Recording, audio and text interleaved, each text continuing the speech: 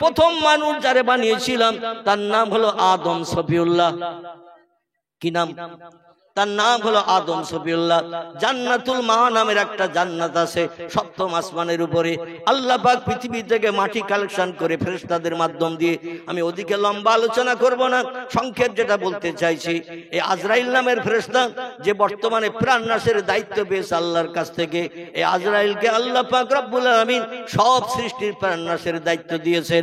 এরই হাত বরাবর পৃথিবী থেকে মাটি নিয়ে যে আল্লাহর কাছে পৌঁছে দেওয়া হয়েছিল। জিবরিল আমিনের মারফত একটা বডি বানানো হয়েছিল মাটি দিয়ে। কি বানানো হয়েছিল? একটা বডি। আমরা বাংলা ভাষায়, সাধু ভাষায় যারে প্রতিমা বলি, কি বলি? আরো সাধারণ চলিত ভাষায় ঠাকুর বলি, ঠিক কিনা? হাত, মুখ, নাক, চাক, চোখ, কান, হাত, পা, অঙ্গ প্রত্যঙ্গ, নাক টাক যা কিছু লাগা সব দিয়ে বানালেন। তাফসীরের কিতাবে এসেছে এই বডিটা দৈর্ঘ্যে ছিল 60 হাত। ক হাত? 60 হাত। আচ্ছা, 60 হাত বডি একটা প্রতিমা বানাতে গেলে কাদা কম লাগবে তো নাকি? কথা বলেন, কাদা কম লাগবে না বেশি লাগবে? বেশি লাগবে। তাফসীরের কিতাবে এসেছে আজরাইল পৃথিবীতে একটা খামসা মেরেছিলেন মাটি নিয়ে যাওয়ার জন্য। কি মেরেছিল? খামসা। আমরা মাঝে মাঝে মারি না? খামসা মারি, কিছু হাতের মুঠার ভিতরে নিয়ে আমরা সেগুলো নিয়ে সন্তুষ্ট হতে চাই, খুশি হতে চাই, এই জন্য একটা খামসা মেরেছিলেন। ওর এক খামসার ভিতরে কাদা ধরেছিল 40 মণ। কমন 40 মণ। তাহলে আমাদের থেকে ওর খামসাটা ছোট তো নাকি? আমরা যদি একটা খামসা মারি তো ক কেজি কাদা উঠবে? 500-700, তার বেশি উঠবে না। তাহলে আজরাইলের খামসাটা কত এরিয়া একবার চিন্তা করেন। একটা খামসা মেরে কাদা উঠিয়েছে, কাদার ওজন হয়েছে 40 মণ। এই 40 মণ কাদা দিয়ে একটা স্ট্রাকচার প্রতিমা বানিয়েছিলেন। এই প্রতিমাটা বানিয়ে জান্নাতুল মাওয়ার ভিতরে সইয়ে রাখা হয়েছিল।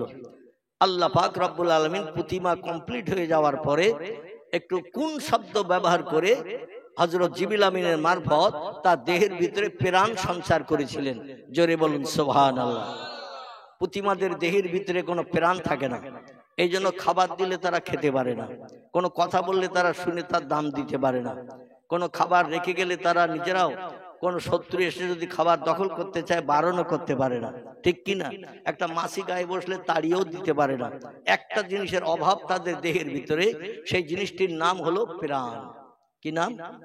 আরবিতে এর বলা হয় রূহ। কি নাম বলা হয়? রূহ।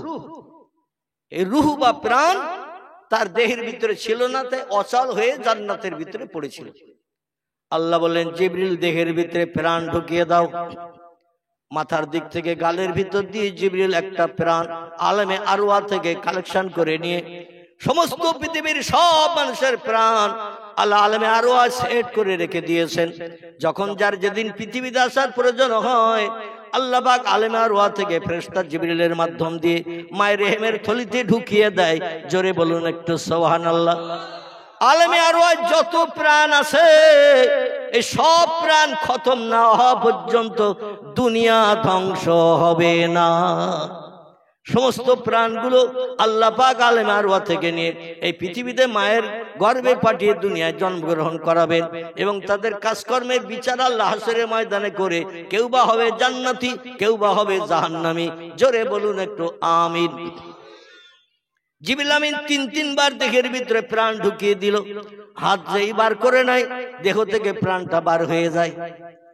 আল্লাহ ডেকে বলে, মা হালুকা মা করুকা ইয়া রুহুল আমিন। ও আমার ফেরেশতা জিবরিল, খবর কি? জিবরিল বলছে, আল্লাহ প্রাণ ঢুকিয়ে দিলাম অচল দেহ সচল বানানোর জন্য, কিন্তু যে হাত বার করি সঙ্গে সঙ্গে আমার হাতের সঙ্গে প্রাণটাও বার হয়ে আসে। অচল দেহ অচলই রয়ে গেছে। আল্লাহ বলেন, আবার দাও, আবার দাও। এইভাবে তিনবার দিল, তিনবার হাত বার করে নিল। অন্ধকার দেহের ভিতরে প্রাণ থাকতে চাইলো না। আমাদের দেহের ভিতরটা আলোওয়ালা না অন্ধকার? আমাদের দেহের ভিতরটা হলো অন্ধকার। অন্ধকার দেহের ভিতরে আমাদের প্রাণ থাকতে চায় না। হযরত আদমের দেহের ভিতরে প্রাণ থাকতে চাইলো না, এই জন্য হাত যেই বার করে নেয় প্রাণ বেরিয়ে যায়।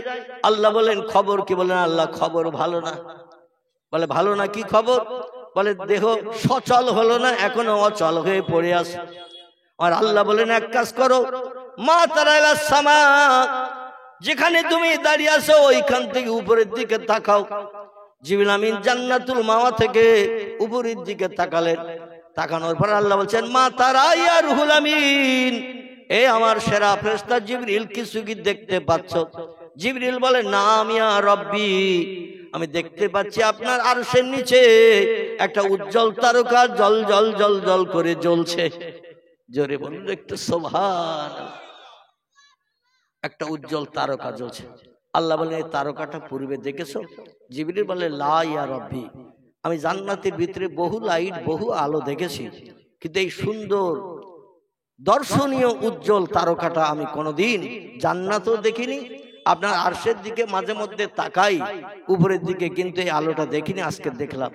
আল্লাহ বলেন, এ জিবরিল, মা হিয়া, ও আলোটা কি তুমি কি জানো? জিবরিল বলছেন, লা ইয়া রব্বি, যেটা আপনি আমারে জানান সে সম্পর্কে আমি অবগত হই, যেটা জানান না তার খবর আমি রাখি না।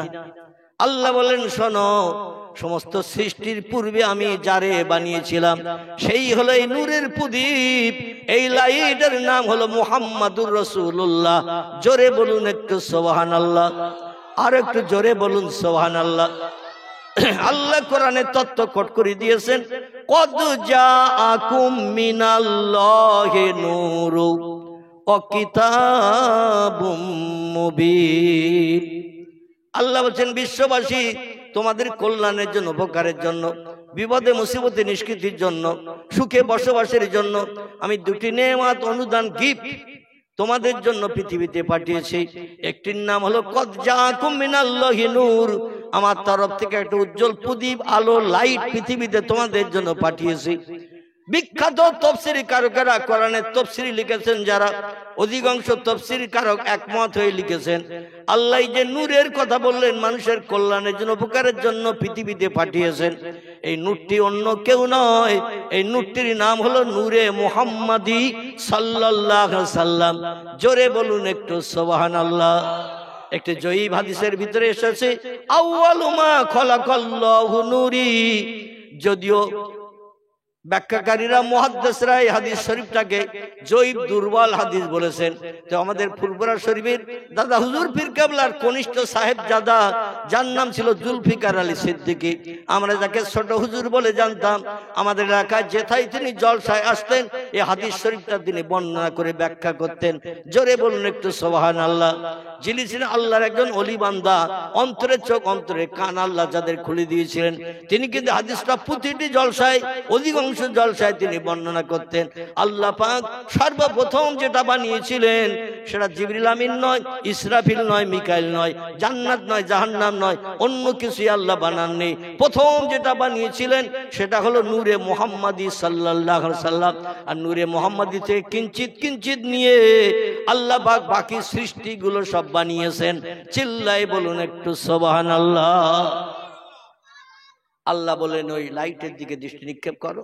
লাইট জিবরিল দেখলেন। আল্লাহ বলেন, মা তারা, কি দেখছো? বলে, একটা উজ্জ্বল লাইট জ্বলতে দেখছি। আল্লাহ বলেন, লাইট থেকে কিঞ্চিত আলো নাও।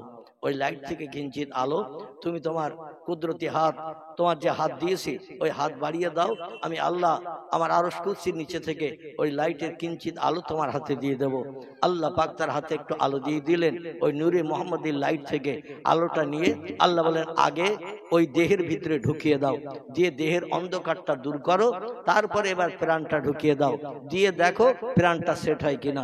নূরে মুহাম্মাদির লাইট বিশ্ব নবীর কাদামাটির দেহের ভিতরে যেই ঢুকিয়ে দেয়া হলো, আদমের দেহের ভিতরে যেই ঢুকিয়ে দেয়া হলো, দিয়ে দেহটা অন্ধকারটা দূর হয়ে গেল। এবার প্রাণটা চতুর্থবার যখন ঢুকিয়ে দিলেন, প্রাণটা হাতের সঙ্গে আর বার হয়নি, প্রাণটা দেহের ভিতরে সেট হয়ে গেছে। জোরে বলুন একটু সুবহান। অচল দেহ সচল হয়ে গেছে। এই অচল দেহ প্রাণ পাওয়ার কারণে যেই সচল হয়ে গেল, দেহটা জান্নাতের জমিন থেকে উঠে বসেই জবান দিয়ে আওয়াজ তুলেছেন আলহামদুলিল্লাহ। কি আওয়াজ তুলেছে? আলহামদুলিল্লাহ। আর আমরা রাস্তায় যদি ইটের মাথায় হোঁচট খাই তো আমরা বলি বাপ গো, যদি খয়ের মাথায় হোঁচট খাই বলি মা গো, বাপ রে, মা রে। বিপদে মুসিবতে পড়লো আল্লাহর নামের আওয়াজ আমাদের জবানে জারি হয় না। আর আদম যেই প্রাণ পেলেন, দেহটা অচল দেহ যেই সচল হয়ে গেল, সঙ্গে সঙ্গে বললেন আলহামদুলিল্লাহ। সবাই একটু বলুন, আগামী দিন সকালবেলা নাও বেঁচে থাকতে পারি, ঠিক কি না? তো আল্লাহর নামের একটু প্রশংসা করে যেন কবরে যেতে পারি। সবাই একটু গলা ছেড়ে বলুন আলহামদুলিল্লাহ। শব্দটি আরবি ভাষা, এর বাংলা অর্থ হলো সমস্ত তারিফ, প্রশংসা, কৃতজ্ঞতা আমি শ্রদ্ধাঞ্জলি জানাই তার জন্য যিনি সব সৃষ্টিকে বানিয়েছেন। জোরে বলুন একটু সুবহানাল্লাহ। সেই আল্লাহর নামে শুকরিয়া করছি, শব্দটির বাংলা অর্থ হলো এই। আল্লাহর নামের এই তাসবিহ যখন পড়লেন আদম সফিউল্লাহ, আল্লাহ খুশিতে এত বাগবাগ হয়ে গেলেন, কোটি কোটি ফেরেশতাদের ডেকে বললেন আমার আদমকে সামনে রেখে সেজদা করো। কারণ প্রাণ পেয়েই যখন আমার নামে তাসবিহ পড়েছে, আমার মানুষ বানানো সার্থক হয়েছে, আমার মানুষ বানানো সার্থক হয়েছে। এই জন্য তোমরা আমার সৃষ্টির সেরা সৃষ্টি যে মানুষ আমি বানানোর চিন্তা নিয়েছিলাম, আর তোমরা বলেছিলে কলু ইয়াসফিকুদ দিমা ওয়া নাহনু নুসাব্বিহু বিহামদিকা ওয়া নুকাদ্দিসু লাক। ফেরেশতারা বলেছিল আল্লাহ জিন জাতিদের আগে আগুন দিয়ে বানিয়েছিলেন, পৃথিবীতে পাঠিয়েছেন, ওরা মারামারি, কাটাকাটি, অশান্তি, ব্যভিচারী, পরের অর্থ আত্মসাৎ, একে অপরের প্রাণনাশ, এইগুলো পৃথিবীতে করে ওরা অশান্তি বাঁধিয়েছে। আল্লাহ এই জন্য জেনেদের অত্যাচার, উৎপীড়ন, পৃথিবীর জমিনে অসভ্যতা আপনি তো পছন্দ করছেন না বলে আবার একটা নতুন সৃষ্টি পৃথিবীতে পাঠাতে চাচ্ছেন আপনার ইবাদতের জন্য। আল্লাহ সেটা বানাবেন কাদামাটি দিয়ে, তো মানুষ আর বানাতে হবে না। মানুষ বানালে ওরা পৃথিবীতে জেনেদের মতো মারামারি করবে, রক্তক্ষয়ী সংগ্রাম করবে, একে অপরের সঙ্গে হিংসা বিদ্বেষ করবে, অশান্তি করবে, গালিগালাজ করবে, একে অপরের মাল আত্মসাৎ করে খাবে, একে অপরের প্রাণ নাশ করবে, জেনেরা যেমন করছে। মানুষ বানাতে হবে না। আল্লাহ বললেন ক্বালা ইন্নী আলামু মা লা তা'লামুন। আল্লাহু আকবার। আল্লাহ বলছেন আমি যা জানি তোমরা তা জানো না। তোমরা বলছো জেনেদের দিকে দৃষ্টিক্ষেপ করে মানুষ বানিয়ে পৃথিবীতে পাঠালে ওরাও জেনেদের মতো মারামারি, কাটাকাটি, অশান্তি করবে, কিন্তু আমি আল্লাহ যা জানি তোমরা তা জানো না। তোমরা বারণ করলেও বানাবো আর অনুমতি দিলেও বানাবো, আমি বানিয়ে তোমাদের দেখিয়ে দেব মানুষ পৃথিবীতে অশান্তি করবে না। জোরে বলুন সুবহানাল্লাহ। আচ্ছা এখন আমরা অশান্তি করি না আল্লাহরে নেই আমরা?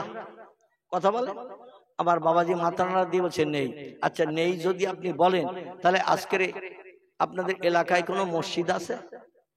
এলাকায় নেই, কিন্তু আপনারা কি মসজিদ নেই বলে নামাজ পড়েন না, এরকম আছেন নাকি?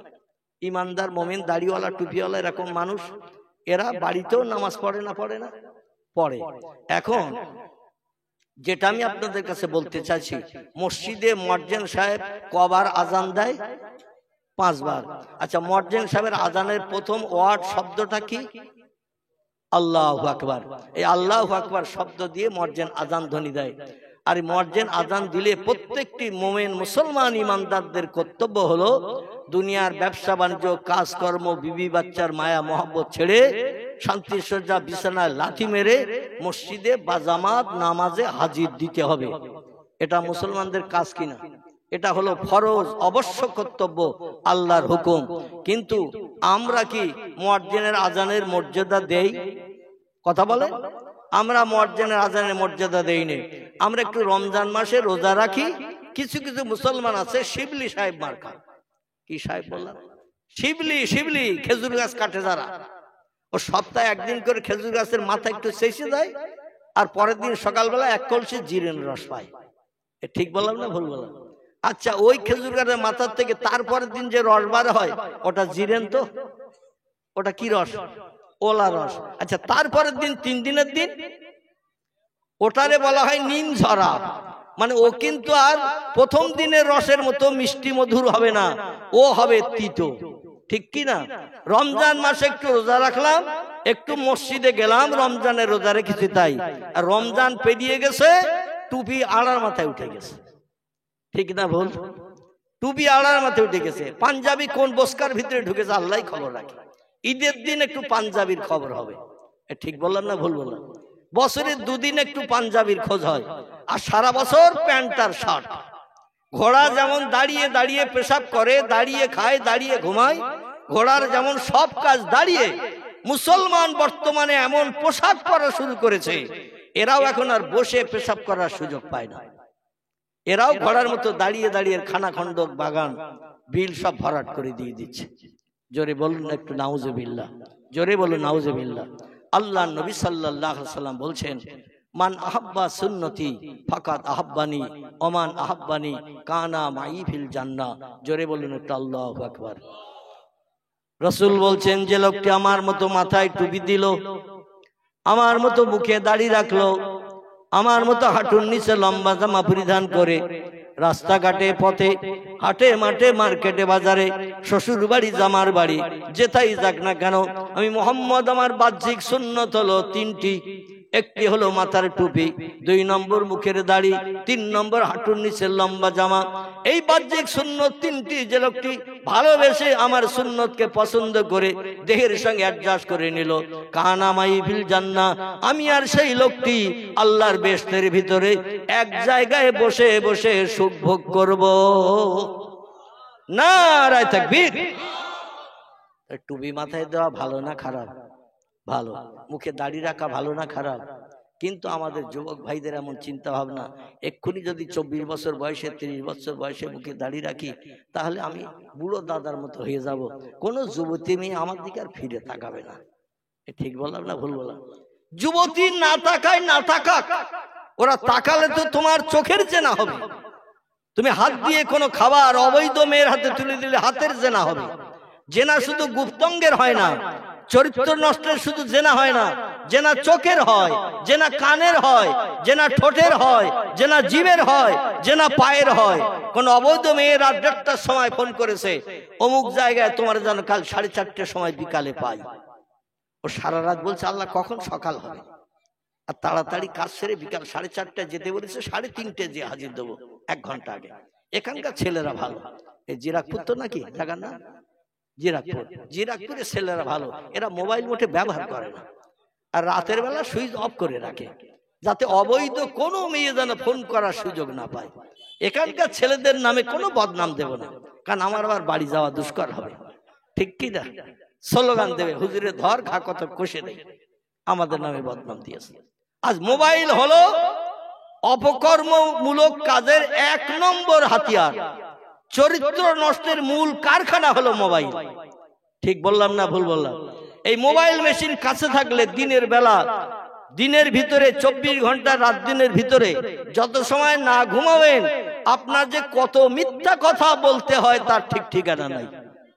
আল্লাহ রাসূল জানিয়েছেন, আল কিযবু উম্মুজ জুনুব, মিথ্যা হলো পাপের মা।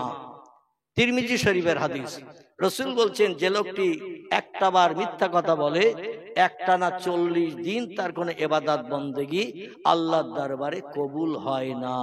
জোরে বলুন একটু নাউজুবিল্লাহ। কতদিন? 40 দিন।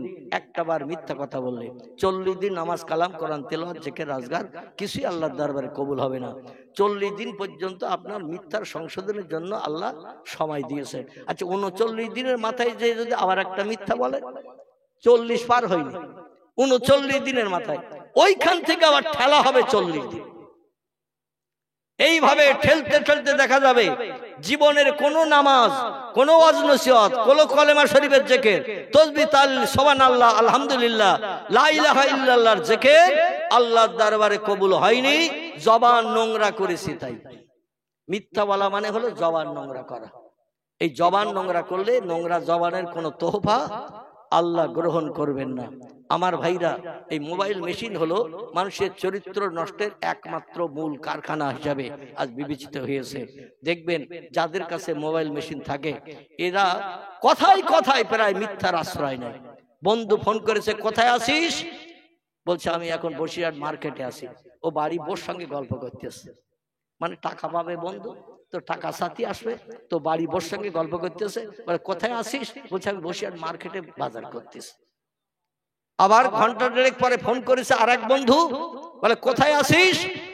বলে আমার বাড়ি যেতে 3 দিন বাকি, আমি এখন শ্বশুর বাড়ি আছি। কিন্তু পাড়ায় কোনো জায়গায় কর্মব্যস্ত কাজ করতেছে। আর বন্ধুর সঙ্গে ফোনে বলছে আমি এখন শ্বশুর বাড়ি আছি, বাড়ি যেতে 3 দিন বাকি। আচ্ছা, এরকম বলা হয় না হয় না? স্ত্রীর সঙ্গেও মিথ্যা কথা বলা হয়। কোথায় আসো? তো স্বামী এক অবৈধ নারীরে নিয়ে বসিরহাট মার্কেটের আশেপাশে কোথাও ফাংশন হচ্ছে, গান হচ্ছে, ভিডিও হচ্ছে, কিংবা কোনো কিছু অনুষ্ঠান হচ্ছে, সেইখানে এক অবৈধ মেয়ের নিয়ে ঘুরে বেড়াচ্ছে।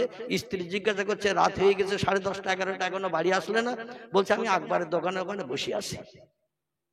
কিন্তু আসে অবৈধ মেয়ের নিয়ে, যেখানে মেলা হচ্ছে, আনন্দ ফুর্তি হচ্ছে সেখানে। এরকমটা বলে না? বলে না? এই কথা বলে, এরকমটা বলে।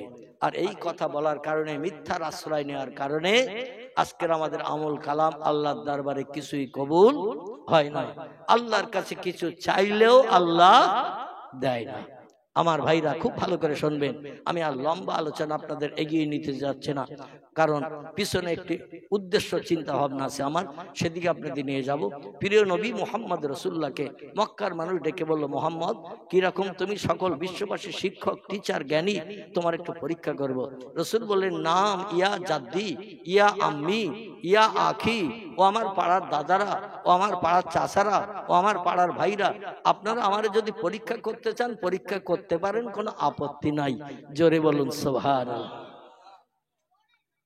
আবু জেহেল বলল, কি পরীক্ষা করব? আমি আগে প্রথম পরীক্ষা করি মুহাম্মদের জ্ঞানের দৌড় কতটা। আবু জেহেল বাড়ি থেকে, বাড়ির পাশাপাশি সব পাহাড়ি এলাকা, তো পাহাড়ের পাদদেশ থেকে নিচের থেকে কিছুটা কাকরের কুচি হাতের মুঠার ভিতরে করে নিয়ে কাবার চাতালে এসেছে। আর দেশের 6,500-এর মতো বস্তির লোকজন তাদের ডাক দিয়েছে, মুহাম্মদের পরীক্ষা হবে, মুহাম্মদ একটা পরীক্ষায় ফেল করলে সারা জীবন ওইটা তুলে ধরে তারে দোষারোপ করবো। আর বললো, তোমার কথা শুনবো না, তুমি মিথ্যুক, আমাদের হাতে ছিল একরকম, তুমি বলেছো আর একরকম, এই জন্য তোমরা সবাই এসো। তো সব দেশবাসী এসে কাবার চাতালে হাজির। এইবার আবু জেহেল বাড়ি থেকে আসার সময় মুঠার ভিতরে করে গোটা 5-7 পাথরের কুচি নিয়ে এসেছে। এসে বলছে, ইয়া মুহাম্মদ ইবনে আব্দুল্লাহ, এ আব্দুল্লাহর বেটা মুহাম্মদ, আমার হাতের ভিতরে কি আছে না দেখে যদি বলতে পারো তাহলে বুঝবো তোমার জ্ঞান আছে, তোমার ব্রেন মগজে আল্লাহ স্রষ্টা জ্ঞান দিয়েছে, না দেখেও তুমি বলতে পারো। এই দুনিয়ার বই পড়ারও প্রয়োজন হবে না, স্রষ্টার তরফ থেকে তুমি সব তত্ত্ব পেয়ে যাবে। জোরে বলুন একটু সুবহান।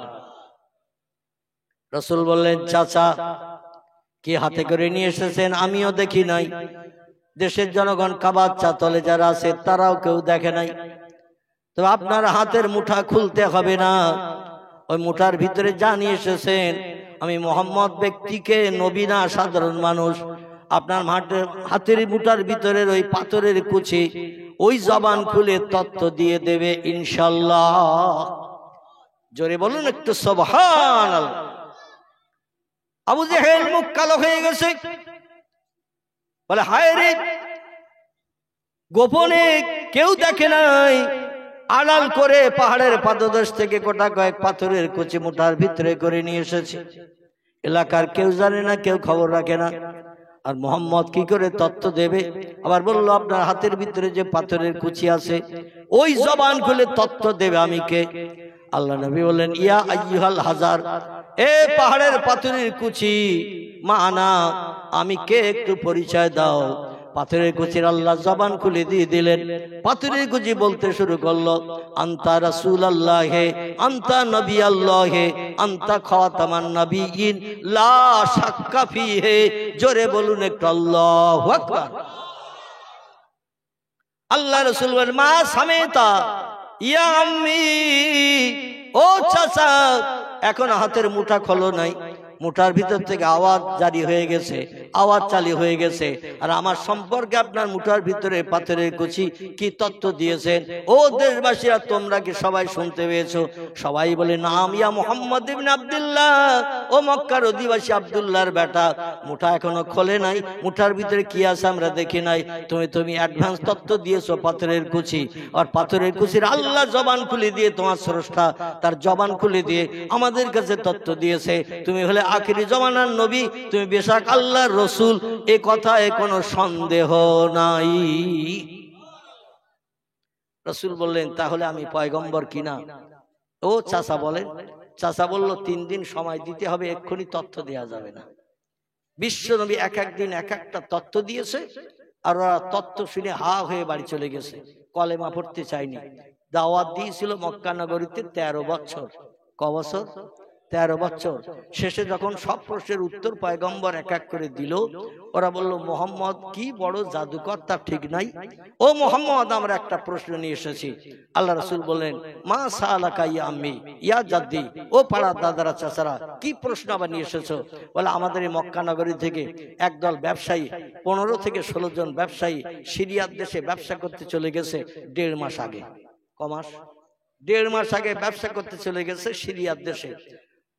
বর্তমান আমাদের ধারণা তারা ব্যবসা করে টাকা পয়সা নিয়ে মক্কা নগরীতে বিবি বাচ্চার মায়ায় ফিরে আসছে, কারণ 1.5 মাসের মতো হয়ে গেছে।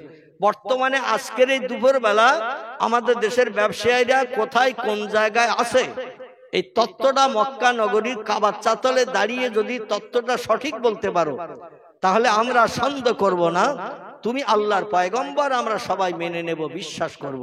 জোরে বলুন সুবহান। রসুল যখন নিজের মগজ ধলাই করে কোনো তথ্য দিতে পারতেন না, একটু মাথাটা আকাশের দিকে উঁচু করতেন।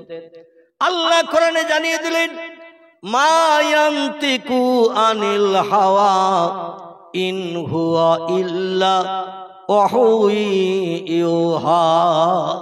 জোরে বলুন একটু আল্লাহু আকবার। আল্লাহ বলেন, হাবিব আপনার ব্রেন মগজে যখন কুলাবে না, কোন প্রশ্নের সম্মুখীন, কঠিন প্রশ্নের সম্মুখীন যখন হবেন, একটু মুখটা আকাশের দিকে উঁচু করবেন। আমি আল্লাহ আমার কুদরতি চোখে আপনাকে আমি সাহারা দেব, পাহারা দেই, সবসময় আপনার দিকে নজর রাখি। আকাশের দিকে যে মুখ উঁচু করবেন, আমার রহমতের দরজা আপনার জন্য খুলে দেব। সব সমস্যার সমাধান আমি জিবরিল আমিন মারফত আপনার কাছে উত্তর দিয়ে পাঠিয়ে দেব।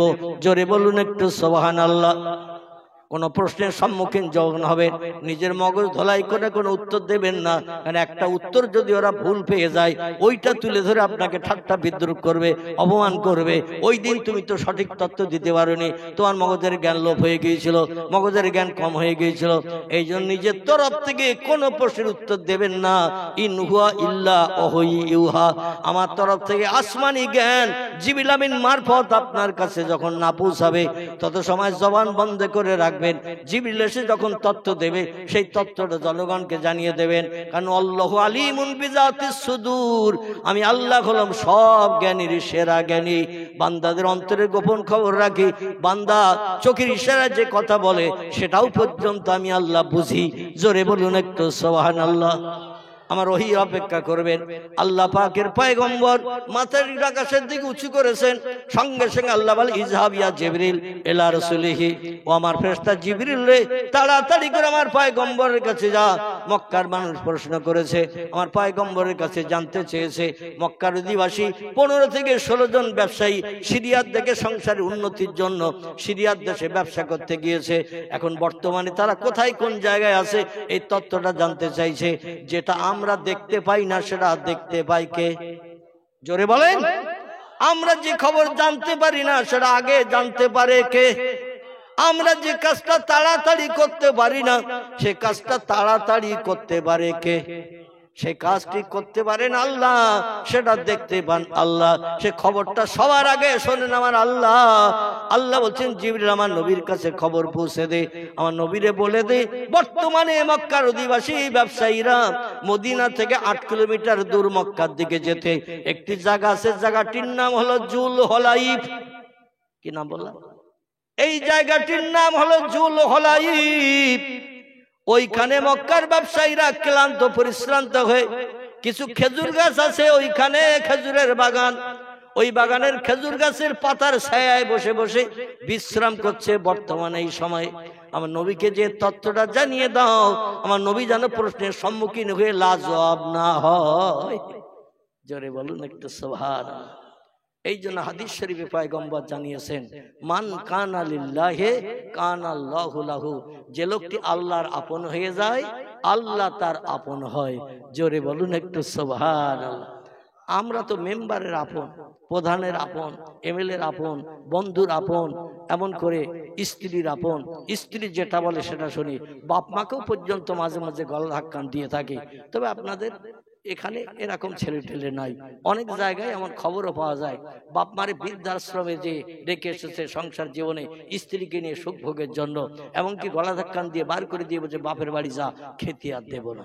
এ বলে না, বলে না? এমন নিদর্শন আছে না নাই? আল্লাহু আকবার। আজকে যাদের ওসিলা করে দুনিয়ার মুখ আমরা দেখলাম আর আজকে নিজের পায়ে দাঁড়াতে শিখেছি, তাদের আমরা লাথি মেরে গলা ধাক্কান দিয়ে ঘর থেকে বার করে দিয়ে সংসার জীবনে সুখ ভোগে চিন্তা করেছি। একদিন তুমিও বাবা হবে, একদিন তুমিও বুড়ো হবে, তোমার স্ত্রীও একদিন বুড়ি হবে, আর তোমার সন্তানাদের একদিন ওই দাদা দাদির দৃশ্য দেখে তোমাকেও একদিন গলা ধাক্কান দেবে। ঠিক বললাম না ভুল বললাম? কারণ তুমি তোমার বাপ মারে গলা ধাক্কান দিয়ে বার করে দিচ্ছ, তোমার বাচ্চা ছেলেরা দাঁড়িয়ে দাঁড়িয়ে দেখছে, ওরা একদিন যেদিন বড় হবে তোমারও গলা ধাক্কান দেবে।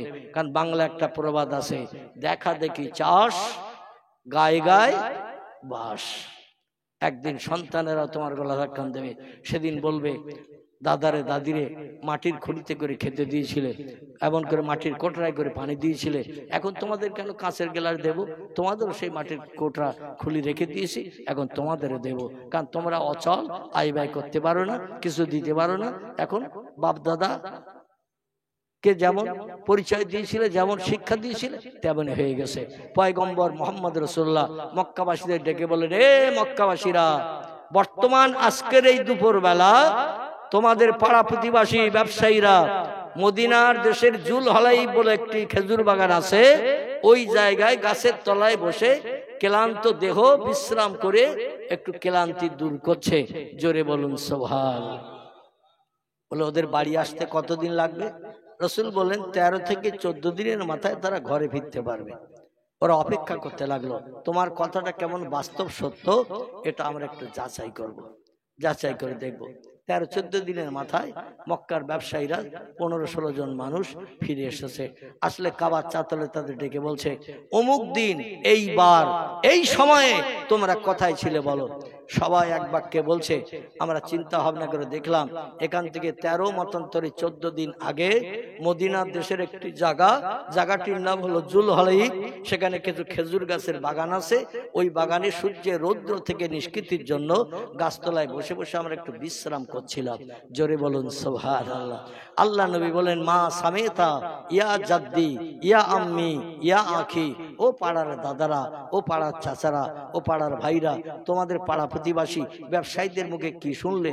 ওরা বলল, মোহাম্মদ তত্ত্বটা শুনলাম ভালো, তবে এখনই তোমার পয়গম্বর বলে মানা যাবে না, আরো কিছুদিন সময় দিতে হবে। জোরে বলো নাউজুবিল্লাহ। কারণ আল্লাহ ওদের অন্তরে মোহর মেরে দিয়েছে। খতামাল্লাহু আলা কুলুবিহিম ওয়া আলা সামিহিম ওয়া আলা আবসারিহিম গিশাওয়াতু ওয়া লাহুম আযাবুন আযীম। জোরে বলুন একটা আল্লাহু আকবার। আল্লাহ বলছেন, যাদের অন্তরে মোহর মেরে দিয়েছে, চোখ দেওয়া সত্ত্বেও তারা চোখে ভালো জিনিস দেখবে না, কান দেওয়া সত্ত্বেও ভালো কথা শুনবে না, ইবলিস শয়তানের আদর্শের অনুকরণ করবে। হাজার চেষ্টা করো পয়গম্বর, ওরা কলেমার দাওয়াত গ্রহণ করবে না। কিন্তু ইউদলিলহু ফালা হাদিয়া লা, আমি আল্লাহ পাক যারে গোমরা বানাবো কেউ তারে হেদায়েত দিতে পারবে না।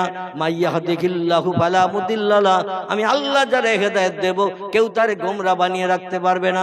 হাজার চেষ্টা করলেও হবে না, কারণ হেদায়েত দেওয়ার দায়িত্ব আমি আল্লাহ, আমার হাতে। রাসূল বললেন, ও পাড়া প্রতিবাসীরা, তত্ত্ব সঠিক পেলে তাহলে আমার জ্ঞান আছে কি নাই? তোমরা কেউ জানো না যে সত্য তত্ত্বটা দিলাম।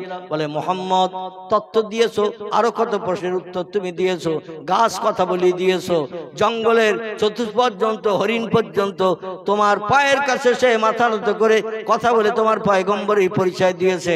আল্লাহ নবীকে বললেন, মুহাম্মদ তুমি আমাদের প্রশ্নের উত্তর দিয়ে তুমি আমাদের লাজবাব করে দিয়েছো, মনোবাঞ্ছা পূর্ণ করেছো। এবার আমাদের মগজে জ্ঞান আছে কিনা? আমরা তৌরিত জানি, ইনজিল জানি, জব্বুর জানি, আমরা ইতিহাস জানি, আমরা ভূতত্ত্ববিদের ভূগোল জানি। ও মুহাম্মদ, আমরা সাহিত্য রচনা করতে পারি, কবিতা লিখতে পারি। এবার আমাদের জ্ঞান আছে কিনা? শুধু জ্ঞান তোমার নাই, আমাদেরও জ্ঞান আছে। এই জন্য তুমি আমাদের প্রশ্ন করো, আমরা উত্তর দিয়ে তোমারে জানাই। তোমার যেমন জ্ঞান আমাদেরও তেমন জ্ঞান। জ্ঞানে 50-50 সমান। তোমার যেমন ব্রেন মগজে জ্ঞান আছে, আমাদেরও ব্রেন মগজে কম জ্ঞান নাই, আমাদেরও জ্ঞান আছে। আমরা কয়েকটা প্রশ্ন করলাম, উত্তর দিলে তুমি সঠিক, এবার তুমি আমাদের প্রশ্ন করো, দেখো আমরা উত্তর দিতে পারি কিনা। রাসূল বললেন, ইয়া জাদ্দি ইয়া আম্মি ইয়া আখি, ও পাড়ার চাচারা, ও পাড়ার দাদারা, ও পাড়ার ভাইরা, আমি মুহাম্মদ, আমাকে প্রশ্ন করতে হবে তোমাদের জ্ঞানের দৌরাত্ম্য জানার জন্য। ওরা বলল, নাম ইয়া মুহাম্মদ ইবনে আব্দুল্লাহ, হ্যাঁ। ও আব্দুল্লাহর বেটা মুহাম্মদ, হ্যাঁ। আমাদের জ্ঞান আছে কিনা প্রশ্ন কর, উত্তর দিয়ে জানাবো। তোমার মগজে যেমন জ্ঞান আছে আমাদেরও তেমন জ্ঞান আছে। নবী বললেন, তাই যদি হয় তাহলে আগে একটা কথা জিজ্ঞাসাবাদ করি, ও পাড়ার দাদারা, চাচারা, ভাইরা, আমি প্রশ্ন সহজ করব না কঠিন করব? নবী বললেন, আমি তোমাদের কাছে প্রশ্ন সহজ করব না কঠিন করব? ওরা বলেন, মুহাম্মদ, এও তো এক কথা, তো হঠাৎ কঠিন প্রশ্ন করলে হয়তো আমরা বিভ্রান্ত হয়ে যাব। প্রথমে সহজ প্রশ্ন করো, উত্তর দিতে দিতে সরে যাবে, তখন আমাদের কাছে কঠিন প্রশ্ন করলে উত্তর দিতে সুবিধা হবে। নবী বললেন, তাহলে কঠিন প্রশ্ন করে তোমাদের লাজবাব করব না। আল্লাহ আমার মগজে কেমন জ্ঞান দান করেছেন, জ্ঞানের দৌরাত্ম্য বহার পরিচয়ের জন্য আমি একটা সহজ প্রশ্ন তোমাদের কাছে করি। ওরা বলল, নাম ইয়া মুহাম্মদ ইবনে আব্দুল্লাহ, ইয়া ইবনি মুহাম্মদ, ও ভাই মুহাম্মদ, হ্যাঁ। করো দেখে, তুমি প্রশ্ন করো। নবী বললেন, বলো, পৃথিবীতে ডিম আগে হয়েছে না মুরগি আগে হয়েছে? ছোট্ট একটা বাচ্চা বলছে মুরগি, ও আবার বলছে ডিম আগে। মনে এখনো সঠিক সিদ্ধান্ত নিতে পারেনি। তো ও যে কথা বলছে এটাই ওর সাব্বাস। আপনারা তো চুপ করে বসে আছেন, বললে হয়তো হুজুর ভুল ধরবে, এই জন্য মগজে উত্তর থাকলেও আপনারা কথা বলতে চাচ্ছেন না। মক্কাবাসীরা বলল, মুহাম্মদ, ডিম আগে হয়েছে। নবী বললেন, ডিম হতে গেলে তো মুরগির ডিম পাড়তে হয়, মুরগি যদি ডিম না পাড়ে তাহলে ডিমটা পাবে কোথায়? ওরা তখন বলছে, ঘুরিয়ে বলছে, মুহাম্মদ, মুরগি আগে হয়েছে। আল্লাহ নবী বললেন, মুরগি হতে গেলে তো ডিমের থেকে বাচ্চা হতে হয়। ঠিক না ভুল? রাসূল যখন দ্বিতীয় প্রশ্ন করেছে, সব লাজবাব। মক্কাবাসীরা বলে, মুহাম্মদ, উত্তর দিতে পারলাম না, একটু উত্তর দিলে তুমি ঘুরিয়ে ধরছো, আর ঘুরিয়ে ধরলে আমাদের মগজ খালি হয়ে যাচ্ছে। ও মুহাম্মদ, তুমি সেরা জ্ঞানী, এবার তুমি বলো, ডিম আগে হয়েছে না মুরগি আগে হয়েছে? নবী বললেন, আমার আল্লাহ যেটা আগে বানিয়েছেন সেটা হয়েছে, এ খবর আমাদের নাই। তোমরা যে স্রষ্টা মানো না, লাতজ্জাহ বলতে বলমান না, বিভিন্ন মাটির তৈরি পাথরের তৈরি প্রতিমার সেজদা করো, উপাসনা করো, স্রষ্টা বলে মান্যতা দাও। আমি স্রষ্টা মানি একজনকে, তিনি হলেন লা ইলাহা ইল্লাল্লাহ, নেই কোন স্রষ্টা, নেই কোন প্রভু, এক আল্লাহ ছাড়া। সেই আল্লাহ পাক যেটা আগে বানিয়েছেন, সব সৃষ্টি বানিয়েছেন তিনি, যেটা আগে তিনি বানিয়েছেন সেটাই হয়েছেন। এ খবর পৃথিবীর মানুষকে জানানো হয় নাই।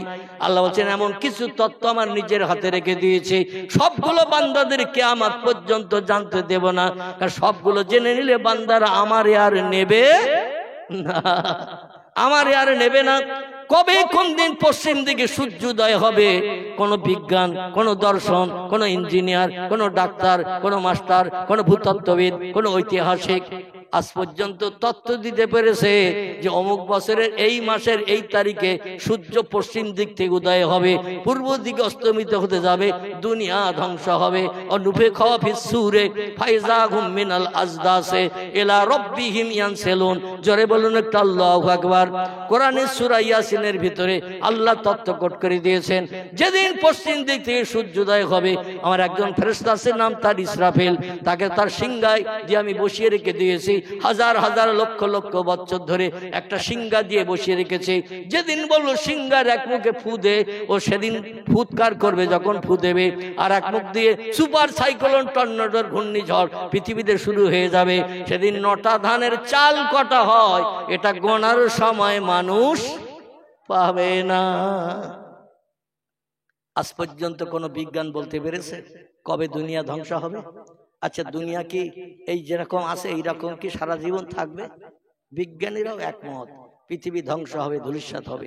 মাঝে মাঝে বিজ্ঞানীরা তথ্য দেয়, রিসার্চ করে, এই পৃথিবীর জমিন থেকে গাড়ি সাইলেন্সার দিয়ে যে ধোঁয়া বার হচ্ছে, এই ধোঁয়াগুলো বেরিয়ে বেরিয়ে আকাশের কাছে দিয়ে জমাট বেঁধে বড় পুরু একটা চাই তৈরি হয়ে যাচ্ছে। আর এই চাই যেদিন দুনিয়ায় ভেঙে পড়বে, ভারী হওয়ার কারণে সেদিন দুনিয়া ওলটপালট হয়ে ধ্বংস হয়ে যাবে।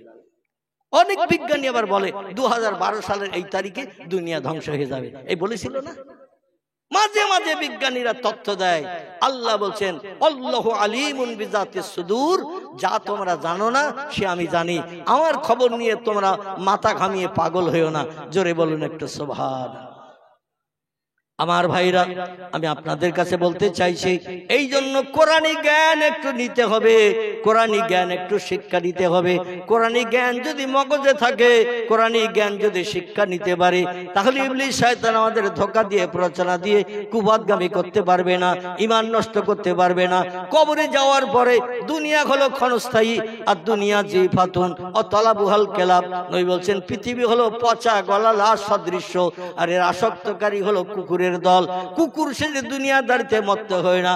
দুনিয়া তুচ্ছ দুদিনের জিন্দেগি, লম্বা জিন্দেগি হলো পরকাল, যেখানে কোনোদিন মরণ হবে না। দুনিয়া হলো ক্ষণস্থায়ী, আজকের আশা আগামীতে থাকবে না। পরকাল হলো চিরস্থায়ী, যেখানে কোনদিন কোনো মরণের কোনো নাম নিশান নাই। জান্নাতীরা জান্নাতে যাবে, কোটি কোটি বছর সেখানে সুখ ভোগ করবে। জাহান্নামীরা জাহান্নামে যাবে, কোটি কোটি বছর দগ্ধ হবে। লা ইয়ামুতু ওয়া লা ইয়াকুরু ফিহা, জাহান্নাম এমন একটা জায়গা, মরণ কোনোদিন আগুনে পুড়ে কারো হবে না। আর কোন বন্ধু এসে বাইরে বার করে ওই লোকটার স্বস্তি দিতে পারবে না। স্বস্তি দেবেন যিনি, উপকার করবেন যিনি, তিনি হলেন সাইয়্যিদুল আম্বিয়া, রাহমাতাল লিল আলামিন, খাতামান নবিয়্যিন, শাফিয়াল মুজনাবিন, রাহিতুল আশিকিন, মুরাদুল মুস্তাকিন, সিরাজুস সালিকিন, মিসবাহুল মুকাররাবিন, জাদ্দিল হাসানুল হুসাইন, আবিল কাসিম, যার মধুর নাম মুহাম্মাদুর রাসূলুল্লাহ। জোরে বলুন সাল্লাল্লাহু আলাইহি ওয়াসাল্লাম।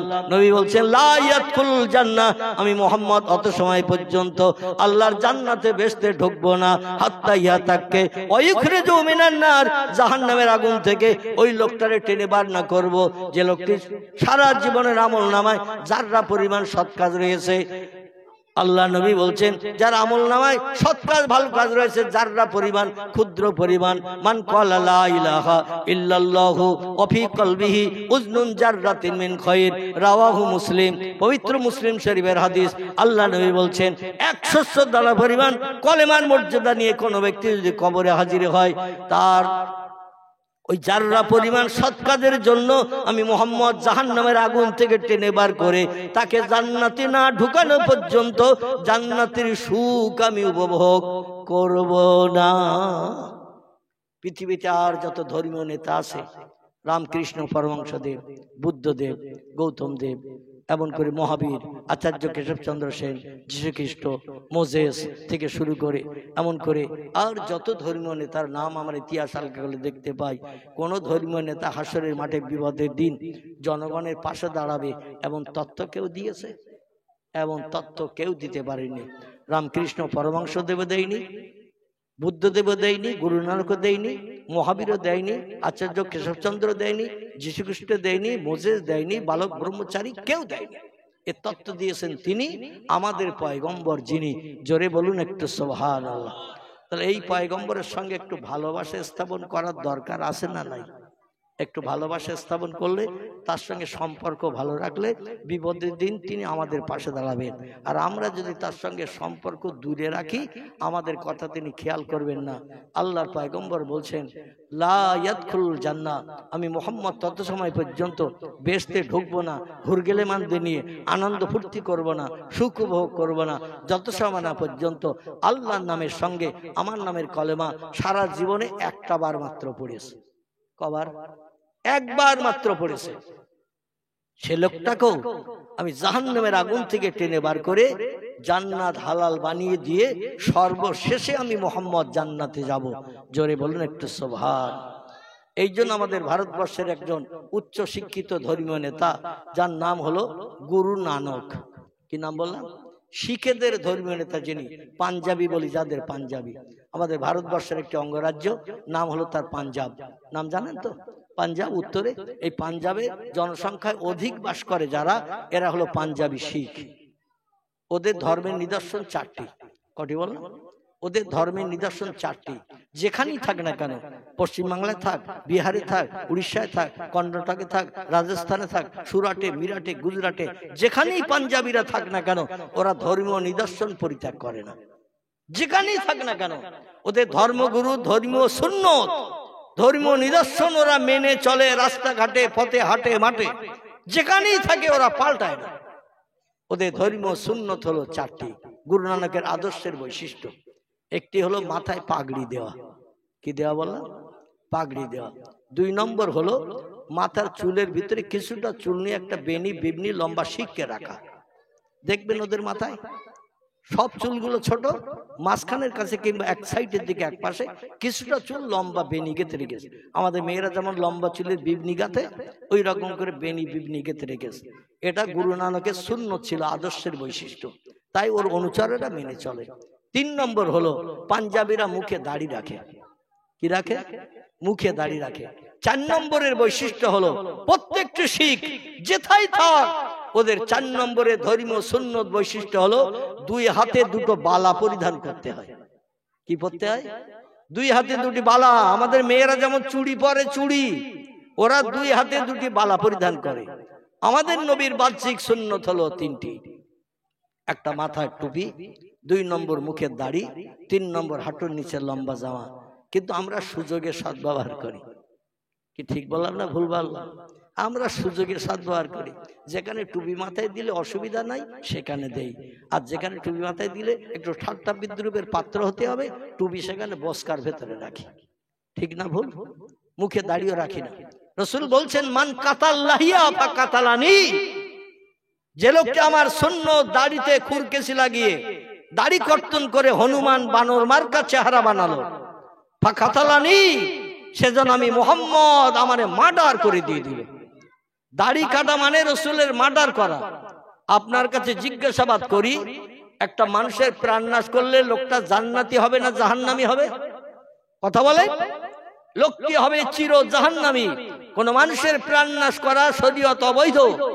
কোন ব্যক্তির প্রাণ নাশ করে তার বিবি বাচ্চারে বিধবা এতিম বানালে আল্লাহর দরবারে অবশ্যই কৈফিয়ত দিতে হবে এবং তার ঠিকানা হবে জাহান্নাম। আজকে সেই নবীর সুন্নত দাড়ি আমরা কর্তন করে জলাঞ্জলি দিয়েছি। নবীর বাহ্যিক আরেকটা সুন্নত হলো হাঁটুর নিচে লম্বা জামা। আপনি চেরা গায়ে দেন আর গোল গায়ে দেন, এতে কোনো আপত্তি নাই। আমি গোল দিয়েছি বলে আপনার গোল দিতে হবে এটা কোনো ব্যাপার নয়। আর লম্বাও পরতে পারেন, আবার গোলও পরতে পারেন, তবে হাঁটুর নিচে যেন আপনার জামা ঝুলটা থাকে। এটা বিশ্বনবীর সুন্নত ছিল। এই 3টি জিনিস যে লোকটি বাস্তবে রূপদান করবে, নবী বলছেন আমি আর সেই লোকটা আল্লাহর বেহেশতের ভিতরে এক জায়গায় বসে বাস করব। জোরে বলুন সুবহানাল্লাহ। বিশ্বনবীর সুন্নত, বিশ্বনবীর আদর্শ বাস্তব জীবনে রূপদান করে আমাদের পালন করে চলতে গেলে কোরআন হাদিসের জ্ঞান আমাদের অর্জন করার দরকার আছে না নাই? আছে। এই জন্য আপনাদের এখানে একটা কোরআনিয়া মক্তব আছে। আমি সেই মক্তবের উদ্দেশ্যে আমি বর্তমান 2টি মর্যাদার অধিকারী হিসাবে আপনাদের কাছে বিবেচিত হয়ে আছি। কটি বললাম? 2টি মর্যাদার অধিকারী হিসাবে। একটি মর্যাদা হলো আল্লাহ পাক আমাকে কঠিন রোগ থেকে বর্তমান মুক্তি দিয়েছেন, তবে পূর্ণ সুস্থতা এখনো পাই নাই। হাদিস শরীফে পয়গম্বর বলছেন, মাজুর অসুস্থ ব্যক্তি আল্লাহর কাছে হাত তুলে দোয়া করলে আল্লাহ মাঝখানে কোনো বেড়া বাধা কিছু পর্দা রাখেন না। অসুস্থ মাজুর ব্যক্তিদের দোয়া আল্লাহ বিদ্যুতের মতো কবুল করে থাকেন। জোরে বলুন সুবহানাল্লাহ। আরেকটি হলো আল্লাহ পাক রব্বুল আলামিন অধমকে মুসাফির হিসাবে শুধুই বাংলা নয়, বাংলাদেশ থেকে শুরু করে আসাম, ত্রিপুরা, মেঘালয় থেকে শুরু করে আমাদের ভারতবর্ষের বিভিন্ন অঙ্গরাজ্য, সুরাট, মিরাট, রাজস্থান, গুজরাট, মহারাষ্ট্র, হায়দ্রাবাদ থেকে শুরু করে আমার ভাইরা আহমেদাবাদ থেকে শুরু করে বিভিন্ন জায়গায় আল্লাহ অধমকে ঘুরান। খুব বেশি দিন বাড়ির ভাত নসিবে জোটে না, এই জন্য মুসাফির হিসাবে অধিকাংশ দিন আল্লাহ পাক অধমকে মর্যাদা দিয়ে রেখেছেন। যাই হোক, এখন একটু বাইরে বেরোচ্ছি, যার কারণে আমি দীর্ঘ 2.5 বছর তার বা উপরে আমি ঘর থেকে বাইরে বেরোতে পারতাম না। আল্লাহ পাক সুযোগ দিয়েছেন, কঠিন রোগ থেকে মুক্তি দিয়েছেন।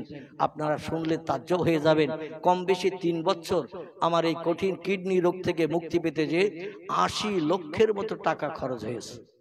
কতটা বলো? 80 লক্ষের মতো টাকা খরচ হয়েছে অপারেশন পর্যন্ত। অপারেশনের পরও 21টা করে ট্যাবলেট দৈনন্দিন 4 বার করে নাভিতে ইনসুলিন দিতে হয়। এখনো জলসা ছেড়ে বাড়ি যেয়ে ইনসুলিন দেব, তারপরে খাবো। আমি যেখানেই প্রোগ্রামে যাই সেখানে খাইটাই না, কারণ আমার বাড়ি এসে ইনসুলিন দিতে হয় খাওয়ার আগে, তারপরে ওষুধ খেতে হয়, তারপরে কিছু খানা খেতে হয়। যাই হোক, যেটা বলতে চাচ্ছিলাম, এই অবস্থায় আল্লাহ পাক অদমকে হায়াতে বাঁচিয়ে রেখেছেন। আপনাদের জন্য একটু খাস করে হাত তুলে দোয়া করব, আল্লাহ মাজুর ব্যক্তির দোয়া কবুল করে আপনাদের সংসারের জীবনকে আল্লাহ যেন সুখের বানিয়ে দেন, সংসারে অভাব অনটন দূর করে দেন, সংসার জীবনকে জান্নাতি সুখে আল্লাহ যেন পরিগণিত করেন। এই জন্য এখানে যে কোরআনিয়া মক্তব আছে, মক্তবের উপলক্ষ করে 2-5টা মিনিট, লম্বা সময় নয়, আমি দেখতে চাই আপনারা কোরআনের মহব্বত, নবীর মহব্বত কেমন হৃদয়ে তৈরি করেন।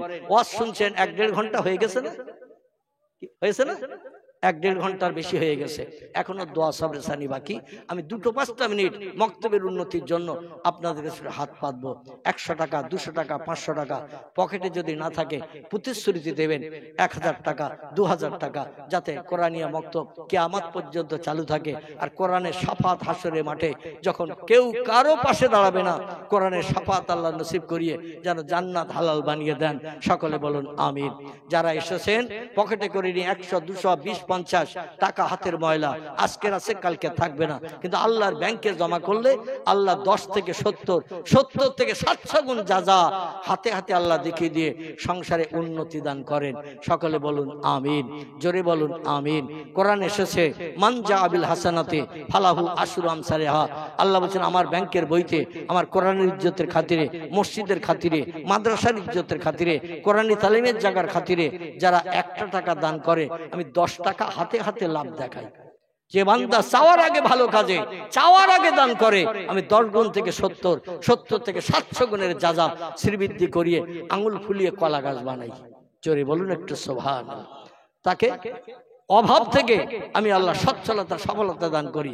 এই জন্য কে আসেন একটু আসবেন, মাজুর ব্যক্তির হাতে একটু হাত লাগিয়ে 100, 200, 20, 50 যার কাছে যেমন আছে, আমি বাড়তি দাবি করব না, 1000, 2000, 5000 চাইব না, কারণ সেই 1000, 2000, 5000 চাওয়ার জায়গা আলাদা। এই গতকালকে আমার প্রোগ্রাম ছিল দক্ষিণ 24 পরগনার বজবজ, কোথায় বললাম? বজবজ, যেখানে রেল স্টেশন, নদী পথে যত তেল আসে আমাদের পশ্চিমবাংলায়, ওখান থেকেই দেখবেন ওই লরিতে ভর্তি করে বিভিন্ন জায়গায় সাপ্লাই হয়ে থাকে। সমস্ত তেলের জাহাজগুলো সব ওখানে এসে নোংর করে, ওখান থেকে সব উপরে তুলে দেয়। তো ওখানে মাদ্রাসার জন্য একটা নতুন মসজিদ হয়েছে, 1 বছর চলছে নতুন মসজিদ। তো আমি একটু হাত পাতলাম, 50,000 করে দিয়েছেন 3 জন। কজন বললাম? 3 জন 50,000 করে দিয়েছে। 30,000 করে দিয়েছে 5 জন। 20,000 দিয়েছে 9 জন, 20,000 করে। আর 5,000 করে নারী পুরুষ। আল্লাহু আকবার। মানে 15 মিনিটের মতো শুধু নাম বলতে বলতে আমার সময় পেরিয়ে গেছে। 5,000 করে, যেমন মেয়ে তেমন ছেলে, 100, 200, 500 ওই রকম দিয়েছে, প্রায় 1 বস্তার মতো টাকা। আল্লাহু আকবার। এই ইউটিউব ওয়ালারা, আমি যেখানে যাই সেখানে যারা যায়, ওরাও কালকে ছিল ওখানে, ওরা দেখে যায় এখানে এসেছে। হ্যাঁ, এই তো এসেছে, এই একটা দেখতে পাচ্ছি। হ্যাঁ, সব এসেছে। আল্লাহু আকবার। তো আচ্ছা, এখন এই কোরআনী তালিমের জন্য, আল্লাহর দ্বীন প্রতিষ্ঠার জন্য আমি আপনাদের কাছে অনুরোধ রাখবো, যদি কারো পকেটে থাকে তাহলে 20, 50, 100, 200 আপনারা একটু দিয়ে যাবেন। আমার ভাইরা পরবর্তীতে যখন কোরআনী মক্তব হবে বা কোরআনী তালিম চলবে, তখন সেখানে খরচ খরচা করা যাবে, বা মেয়েদের দ্বীনি তালিমের জন্য, ছেলেদের দ্বীনি তালিমের জন্য কাজে লাগানো যাবে। আসেন কি কেউ আল্লাহর ব্যাংকের বইতে একটু নাম লেখানোর জন্য? যদি থাকেন তাহলে উঠে আসবেন, কারণ আমি লম্বা সময় দেব না। যদি থাকেন উঠে আসবেন। আমি অধম গুনাহগার, আমার হাতে একটু হাত লাগিয়ে দিয়ে যাবেন, মুসাফা করে যাবেন, কারণ সবার জন্য হাতে হাত লাগানো সম্ভব হবে না, সুযোগ হবে না। টাকার বিনিময়ে যদি হাতে হাত লাগাতে চান, যে হাত দুখানা আল্লাহ পাক কাবা ঘরের দেওয়ালের গায়ে যে জান্নাতি পাথর রেখেছেন, পাথরটির নাম হলো হাজরে আসওয়াদ। 3টি বার আল্লাহ অধমকে নবীজির দেশ দেখানোর কারণে 13টি বার এই বেটে কুটে মানুষকে আল্লাহ পাক 13টি বার ওই পাথরে, জান্নাতি পাথরে হাত দুটো ঘষার সুযোগ এবং ঠোঁট দুটো লাগানোর সুযোগ দিয়েছেন। আল্লাহ নবী বলছেন, জান্নাতি পাথরে যারা হাত লাগাবে, জান্নাতি পাথরে যারা চুম্বন দেবে, আল্লাহ জাহান্নামের আগুন থেকে ওই হাত নিষ্কৃতি পাবে এবং আল্লাহর জান্নাত ওই হাত হালাল বানিয়ে নেবে। হাত যদি জান্নাত হালাল বানিয়ে নেয়, দেহের অঙ্গ প্রত্যঙ্গ আর জাহান্নামে যাবে না। জোরে বলুন একটু সুবহানাল্লাহ। আমার ভাইরা, সেই হাত, যে হাতে আমি বিড়ি ধরি না, যে হাতে সিগারেট স্পর্শ করি নাই, পানের খিলিও জীবন আমি ধরি নাই, আমার ভাইরা, যে হাতে 40 বছর হলো আমি চায়ের কাপ স্পর্শ করি না। কিসের কাপ বললাম? চায়ের কাপ আমি 40 বছর হলো, 1985 সাল থেকে নিয়ে এই 2025 পড়তে যাচ্ছে, 40 বছরের মতো চায়ের কাপ আমি হাতে করি না, স্পর্শ করি না। যদি বলেন হুজুর চা খাওয়া কি হারাম, আমি বলবো অবশ্যই চা খাওয়া হালাল, তবে এই জন্য আমি হাতে করি না যে চায়ের কাপ মদ করে চুমুক দেয়, ওই চায়ের কাপে মসজিদের ইমামও দিয়ে সকালবেলা চুমুক দেয়। যে চায়ের কাপ সুদখোর, যে চায়ের কাপ ধরে চুমুক দেয়, দেখবেন মসজিদের মুয়াজ্জিন সাহেব ওই সুদখোরের চুমুক দেওয়া ওই চায়ের কাপে ওইখানেই ঠোঁট লাগিয়ে চুমুক দেয়।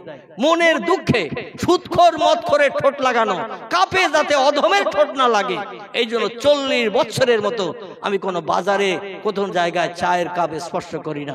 আমার ভাইরা, সেই অধমের হাতে একটু হাত লাগাতে বলছি। আমার কয়েকজন ভাই বাবাজিরা, আল্লাহর কোরআন ইজ্জতের খাতিরে রক্ত ঘামানো, ঘাম ঝরানো পয়সা, যে পয়সা কোনোদিন এক জায়গায় স্থায়ী হয়ে থাকে না, আজকের আছে কালকে থাকবে না। কথাটা ঠিক না ভুল? টাকা কোনোদিন কারো কাছে স্থায়ী থাকে না, আজকের আছে কালকে থাকবে না। কিন্তু আল্লাহর ব্যাংকে জমা দিলে সুদের সুদ তস্য সুদের মতো সাদকায়ে জারিয়া চালু হবে কিয়ামত অবধি। আপনি মরে যাবেন কবরে, মরে যাবেন কবরে, সাদকায়ে জারিয়া চালু থাকবে কিয়ামত অবধি। জোরে বলুন একটু সুবহানাল্লাহ। এই জন্য টপ টপ করে চলে আসেন, এখনই দোয়া করে দিয়ে দেবো। আল্লাহ, তোমার বান্দারা কেউ 100, কেউ 50, কেউ 20 টাকা, আয় আল্লাহ যার যেমন পারো কথা ক্ষমতা আছে, তোমার কোরআন ইজ্জতের খাতিরে আমি অদম আমার হাতে দান করে যাই।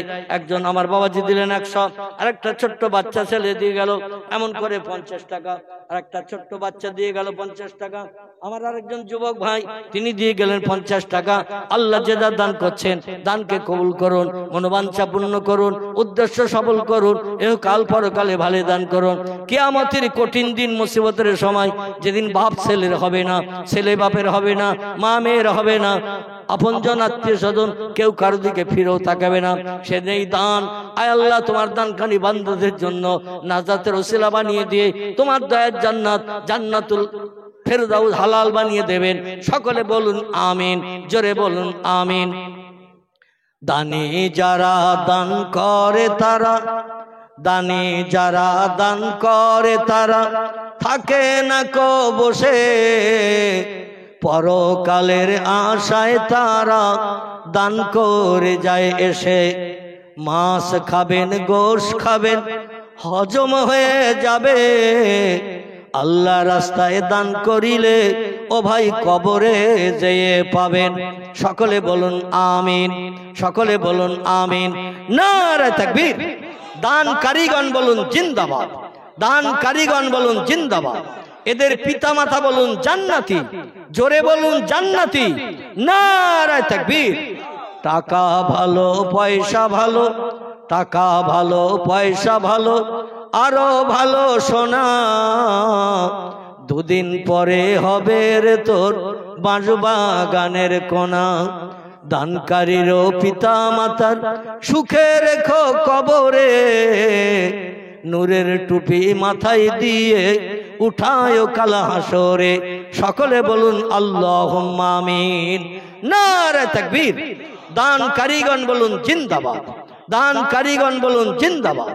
এদের পিতামাতা বলুন জান্নাতি। নারে তাকবীর। আর কি আছেন কেউ দেয়ার মতো? যদি আর কেউ থাকেন টপ করে চলে আসেন, একটু মোহব্বতে জিকির করেন সুবহানাল্লাহ, আলহামদুলিল্লাহ, লা ইলাহা ইল্লাল্লাহ, সুবহানাল্লাহ, আলহামদুলিল্লাহ, লা ইলাহা, লা ইলাহা ইল্লাল্লাহ, মুহাম্মাদুর রাসূলুল্লাহ। আছেন আর কেউ দেয়ার মতো? আল্লাহর কোরআনের ইজ্জত রক্ষার মতো আর কেউ আছেন দেয়ার মতো? যদি থাকেন টপ করে উঠে আসেন, আর যদি না থাকেন তাহলে সকলে একটু দাঁড়িয়ে যান। পীরে নবীর দরবারে সোনার মদিনায় আমরা একটু সালাতু সালাম পেশ করি নেই, সকলে আমরা একটু সালাম পাঠ করি, সকলে দাঁড়িয়ে যান। ইয়া নবী সালাম,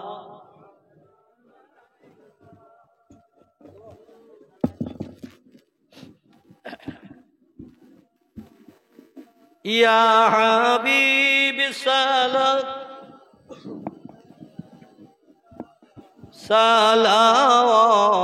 সালাওয়াতুল্লাহ